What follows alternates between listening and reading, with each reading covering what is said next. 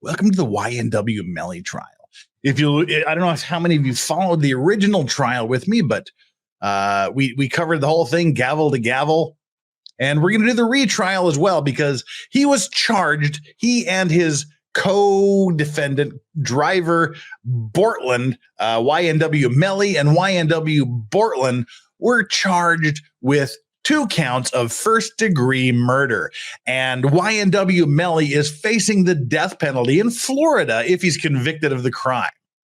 Now, if you'll remember, after the Scott Peterson school shooting trial, where he was found not to be sentenced to death by 9 jurors, 9 out of 12, the sentenced him to death and 3 didn't. The court made it so that only 8 in the state of Florida, if you're found guilty and you're facing the death penalty, only 8 of the 12 jurors have to say you are sentenced to death for the state to legally kill you. It doesn't require a unanimous jury to sentence you to death. It requires a unanimous jury to find you guilty, but only 8 of those 12 jurors have to agree to sentence you to death. And YNW Melly is one of the first defendants to face the death penalty under this 8 out of 12 new rule in Florida. So there's a lot riding on this case. And the first case ended in a mistrial because the jury was hung. How hung were they? That's a personal question. Anyway, it ended up with a hung jury, so it resulted in a mistrial.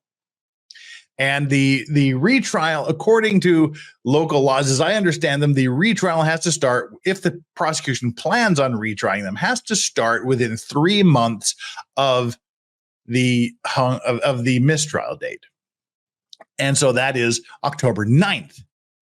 Jury selection is scheduled to begin October 9th, Monday.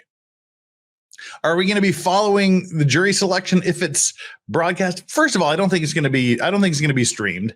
Second of all, if it does, here and there if we have nothing better to do. Why?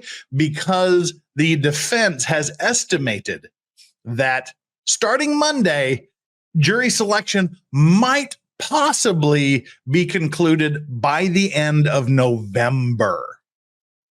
They are estimating 2 months for jury selection in order to find a fair and impartial jury.